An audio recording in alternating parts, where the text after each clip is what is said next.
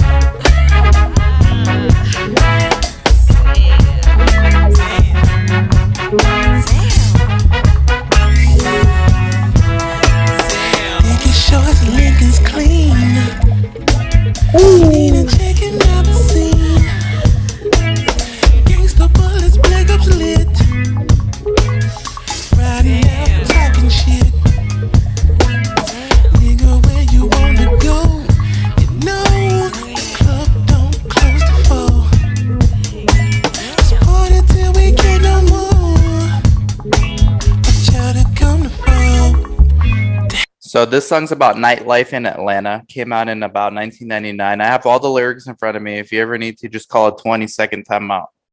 All right.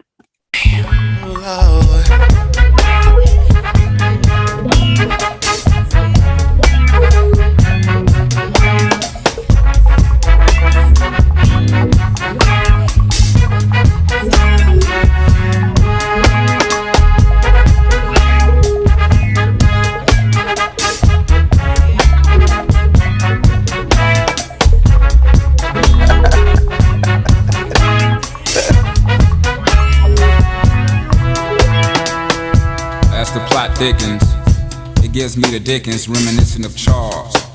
Yeah, here's your lyric. Nestled in the ghettos of Niggerville, USA, via Atlanta, Georgia. A little spot where young men and young women go to experience their first little taste of the nightlife. Me? Well, I've never been there. Well, perhaps once, but I was so engulfed in the old E, I never made it to the door. You speak of hardcore. Why the DJ sweating out all the problems and troubles of the day? Time out. Why this? Yes, I knew you would need some translational help here. So does he, by E, does he mean ecstasy? No, he said I was so engulfed in the old E. It's old English. It's like a drink they drink in the hood, man. You should know. San Bernardino, they do that. I do know how old he is. I used to drink it in high school. Okay, there you go. But I heard him say Me, I never been there. Well, perhaps once, but I was so engulfed in the old E, I never made it to the door. Oh, I didn't catch the old part. I just heard the E. Okay. And Andre reveals in an interview this verse was inspired by an actual event where he got so drunk he couldn't make it into the club. Okay. All right. Makes sense. Okay. It's cool. Andre's the shit. Fine, bow-legged girl, finest all outdoors. Loves lukewarm lullabies in your left ear, competing with set it off in the right. But it all blends perfectly. Let the liquor tell it. Hey, look, baby, they playing our song, and the crowd goes wild, as if Holyfield just won the fight. But in actuality, it's only about 3 a.m. and 3 niggas just done got hauled off in an ambulance. 2 niggas done started busting. 1 nigga done took his shirt off, talking about, now who else wanna fuck with Hollywood Cole?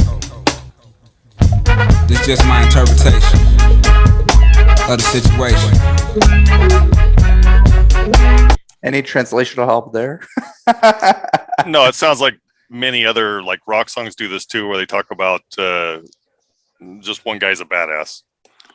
Yeah, well, he says, the crowd go wild at 3 a.m. 3 people got hauled off in an ambulance. So it's like a wild scene at the club, And some dudes from Hollywood said, "Okay, anybody else want to go?" I got it. Yeah, Hollywood Courts was a low-rise housing project in Northwest Atlanta until it was demolished. Apparently, there are some partygoers that are acting ignorant and professing their allegiance to this neighborhood. There were some debates on what Dre was saying after Hollywood, but he confirmed in 2012 interview that he said Hollywood Court.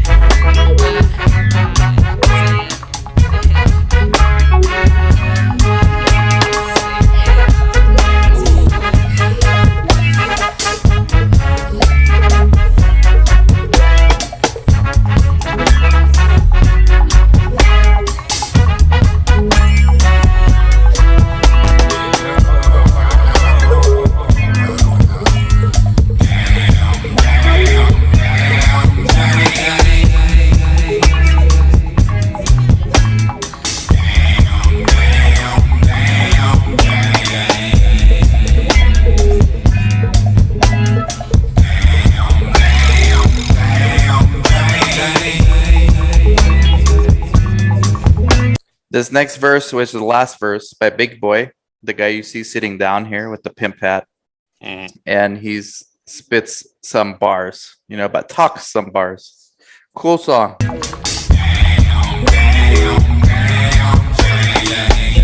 Yes, when I first met my SpottieOttieDopaliscious angel, I can remember that damn thing like yesterday. The way she moved reminded me of a brown stallion horse with skates on, smooth like a hot comb on nap ass hell. I walked up on her and was almost paralyzed. Her neck was smelling sweeter than a plate of yams with extra syrup. Eyes beaming like 4 carats apiece, just blinding a nigga. Felt like I cheated the whole order that presidential. My heart would beat so damn fast. Never knowing this moment would bring another life into this world. Funny how shit come together sometimes, you dig. One moment you frequent the booty clubs, and the next 4 years you and somebody's daughter raising your own youngin'. Now that's a beautiful thing. That's if you're on top of your game and man enough to handle real life situations, that is. Can't gamble feeding baby on that dope money, might not always be sufficient. But the United Parcel Service and the people at the post office didn't call you back because you had cloudy piss. So now you back in the trap, just that. Trap. Go on and marinate on that for a minute. Go on and marinate on that for a minute, and that the rest is just more of the damn. But man, this song to me brings me back. They're talking about nightlife. Andre 3000's talking about how it gets rowdy and people get stabbed and shot. Big Boy talks about how he got someone pregnant, and now him and someone else's daughter are raising their own youngins. Now that's a beautiful thing if you're on top of your game and man enough to handle real life situations. That is, this is classic. But he's not, because he can't get a job at the post office, and his drugs. That's not him. In his here urine. we go. Yeah, that's if you're on top of your game and man enough to handle real life situations. Can't gamble. Feeding a baby on that dope money might not always be sufficient. But the United Parcel Service and the people at the post office didn't call you back because you had cloudy pills. Yeah, you applied at the post office and it came back positive for drugs. Yeah. So Big Boy begins to speak on the vicious cycle that most drug dealers that want to get out of the game have to go through. They try to quit dealing drugs and get themselves a real job at places like the post office. But most places like that, drug test their applicants. And when these former drug dealers inevitably fail these drug tests, they end up having to get back in the game again to support themselves and their family. So, no, you look like you enjoyed the song tremendously. Yeah, it was awesome. What do you rate it, man? Me, it's a 10 out of 10. Do I win money here? No. Wow. Unfortunately, not for you. Before you give a score, realize this is a cult following song. You might get a lot of hate. Sure, they can hate. It just wasn't for me. I mean, it was all right. Respect. It was all right. I respect. Sure, and I'm not trying to put anybody down who likes the song by any means. What's the score? I don't know, probably like a 5.5. Oh, that's not that bad. Okay, as long as not a 2. You only No, truly pissed me off once. You only pissed me off once on these reaction. We probably done like 80. You only pissed me off once. Because that was horrible. That was not horrible, man. We gotta listen to it again. Okay, I'll take 5 and 6. That's good. That's decent for Chris. Well, the music's okay. I mean, it's nothing that's disturbing, and the lyrics are not really disturbing either. It's just a bunch of stories. Pleasant. I like it. All right, guys. Let us know in the comments. You could win money. Subscribe and then drop a comment. We're at Got to be a subscribed. whole lot of money right now. All right. Catch you later. Bye bye.